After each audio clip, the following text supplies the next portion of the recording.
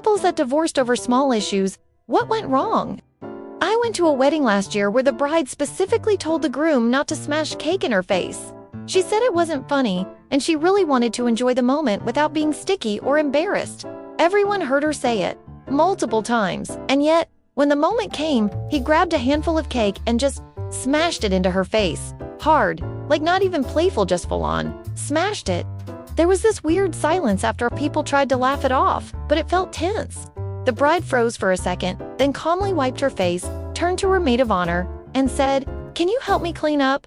She didn't even look at the groom. She just walked away. The rest of the reception felt awkward, like no one was really sure if things were okay between them. Spoiler, they were not. A few weeks later, word got around that they had postponed their honeymoon. Then someone found out the bride had moved in with her sister for some space. Less than a year after the wedding, they filed for divorce. Apparently, that cake smash was just one of many disrespectful things the groom had done. That moment was her final straw. I mentioned this story on Reddit recently, and the responses were wild. Tons of people shared similar experiences, like scary similar. One former wedding photographer even commented that every couple he photographed that did a cake smash ended up divorced. He said, "I'm not superstitious, but I started dreading that moment during weddings." Others chimed in saying they had to beg their partners not to do it, or that they regretted letting it happen.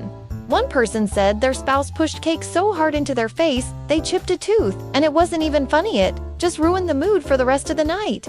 The theme that kept coming up: boundaries, specifically people ignoring them.